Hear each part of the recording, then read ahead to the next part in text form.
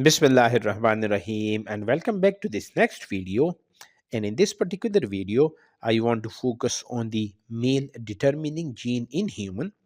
This male determining gene is known as the SRY gene, and you can call this as the male determining gene. When you talk about this Y chromosome, some of the scientists they discovered a few rare XX males whose cell apparently lack a Y chromosome. What I just said, an XX male, yes, you heard me right. XX males, they do not have a Y chromosome.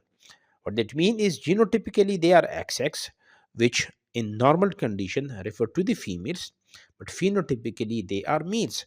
So this is interesting. So these scientists they want to dig it out.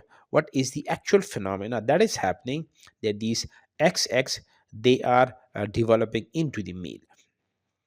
When the scientists they closely examined the situation, they eventually revealed a small part of the Y chromosome attached to another chromosome. So phenotypically, genotypically, they lack a Y chromosome, but a particular part of the Y chromosome that was attached to another chromosome. What that means is that this is actually this small part of the Y chromosome that is turning these XX into the males and not into the females.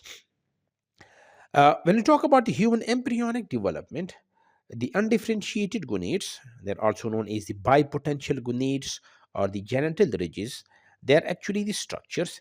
They are morphologically identical in both the females, the XX, and the male embryos, which is the X and the Y one.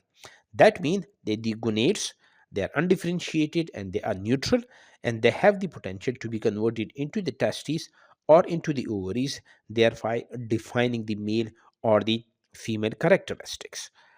These undifferentiated gonads they are there until approximately the sixth or the seventh week of the gestation. After the sixth or the seventh week of the gestation, these undifferentiated gonads they have the potential to develop either into the testes or into the ovaries.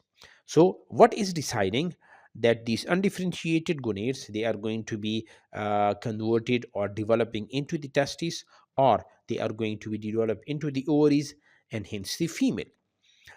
When we talk about the Y chromosome, on the Y chromosome, there is a particular gene which is known as the SRY gene. So you are going to see that only in the males, only in the Y chromosome.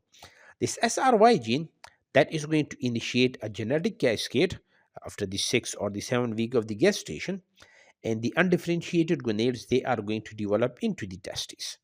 What these testes do, they are going to produce two important things. One, the testosterone, the other one, the anti-Mullerian hormone that promote the development of the male internal and external genitalia and the regression of the female structures. So the development of the testosterone or the production of the testosterone and the MAMH that is going to develop the undifferentiated gonads into the male internal or external genitalia, and at the same time these two they are going to regress the female structure. What the testosterone do, they are responsible for the development of the male characteristics. What the AMH do, they are responsible for the degeneration of the female reproductive ducts. What this simply mean is that the absence of this SRY gene, the neutral gonads that become the ovaries, and the female feature develops. So it is actually the presence or the absence of the SRY gene that is going to decide that whether the neutral gonads they are going to become ovaries or they are going to become the testes. By the way, the SRY gene that is the full form is the sex determining region Y. So the S is the sex and the determining, and the R is the region, and Y actually is the Y. So this is all about the sex determining region or the SRY gene, which you can call is the male determining gene. We will continue the discussion in the next videos.